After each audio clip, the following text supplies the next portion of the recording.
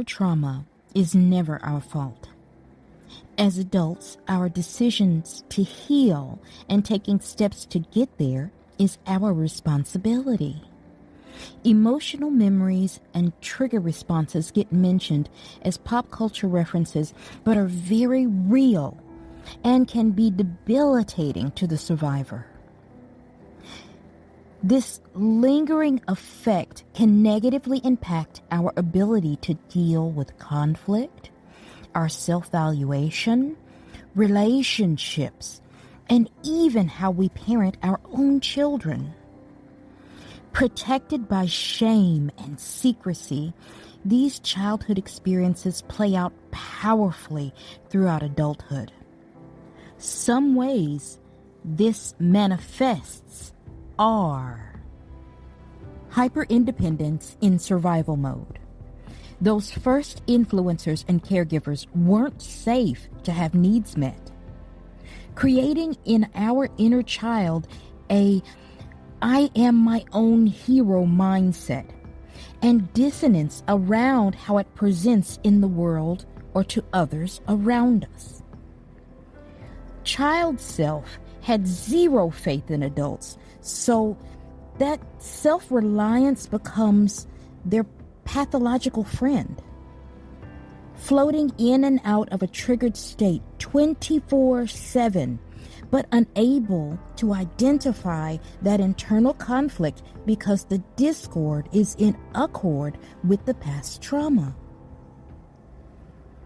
Choosing abusive and chaotic or wholly mentally unhealthy partners. There's familiarity in these relationships.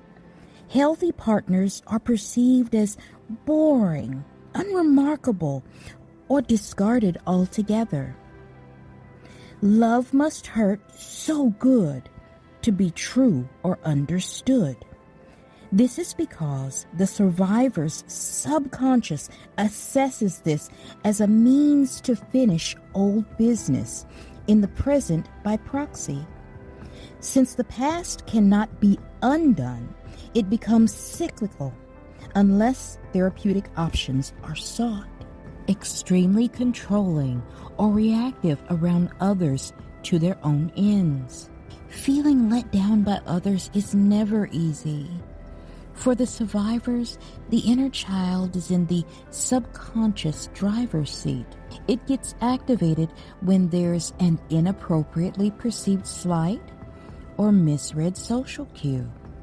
Attributing failures, self-governed experiential results, and shortfalls upon others. This is known as seeing things with an external locus of control.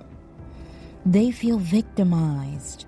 They feel no sense of agency over their own life and setbacks, and can be very pessimistic. There's an emptiness and deep core loneliness that is perceived by the survivor to be the fault of those around them. These things are not on a continuum. The survivor's active efforts in seeking a group setting with a licensed professional or one-on-one therapy can put the adult self back into the subconscious driver's seat. Click the link in the bio or comments to go to the next video. There we will talk about ways to overcome and champion this to go from sufferer to survivor. Until then, stay vigilant.